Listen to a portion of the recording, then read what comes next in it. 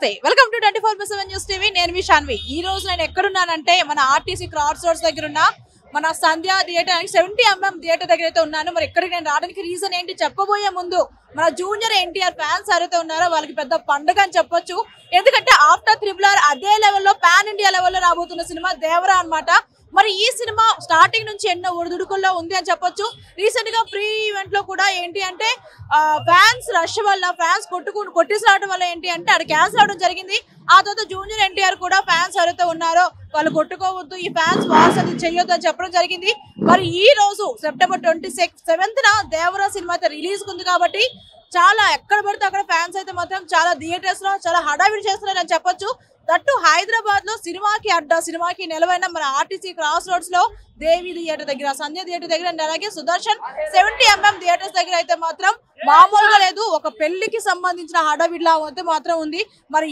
ఏంటి అసలు ఈ హడావిడి ఏంటి అని ఫ్యాన్స్ మాటలను తెలుసుకుందాం పదండి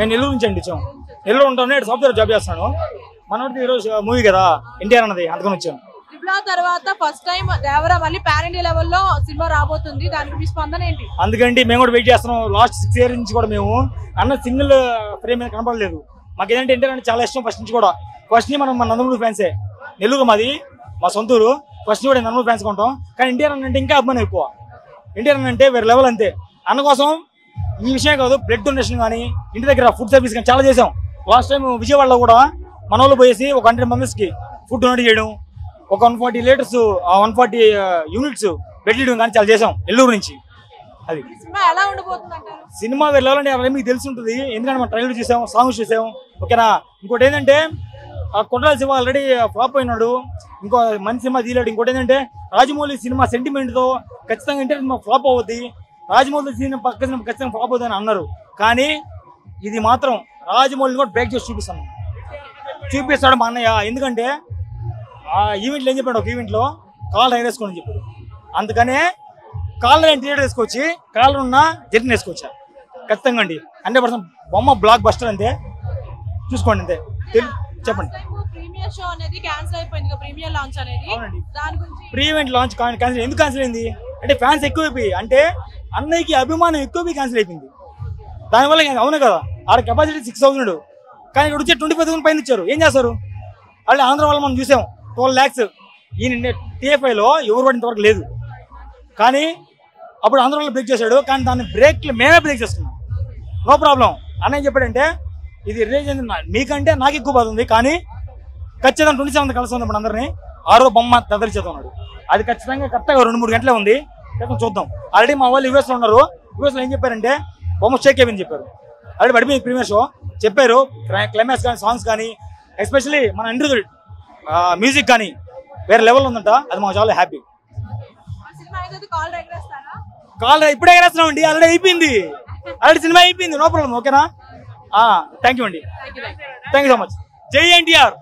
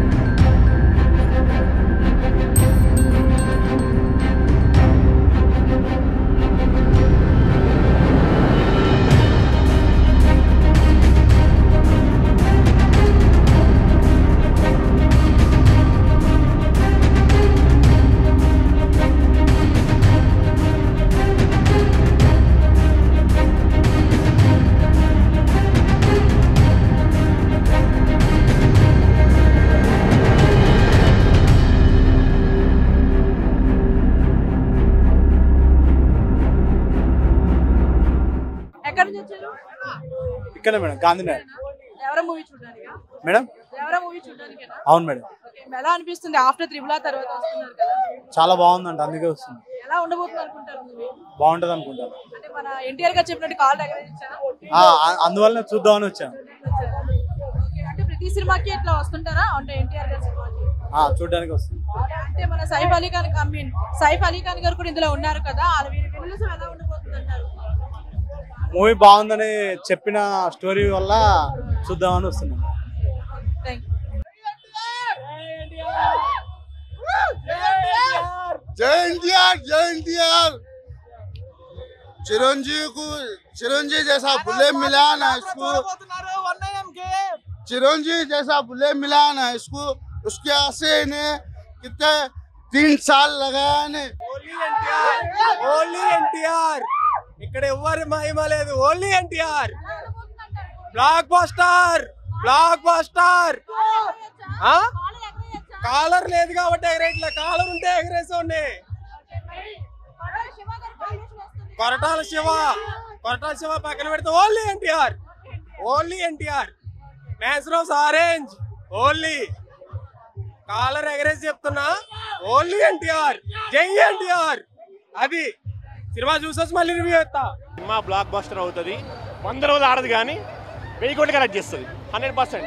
లాకెట్ ఇదే మళ్ళీ వేయండి. 1000 కోట్లు చెప్పురా, 1000 కోట్లు. జై ఎన్టీఆర్. ఏంటండి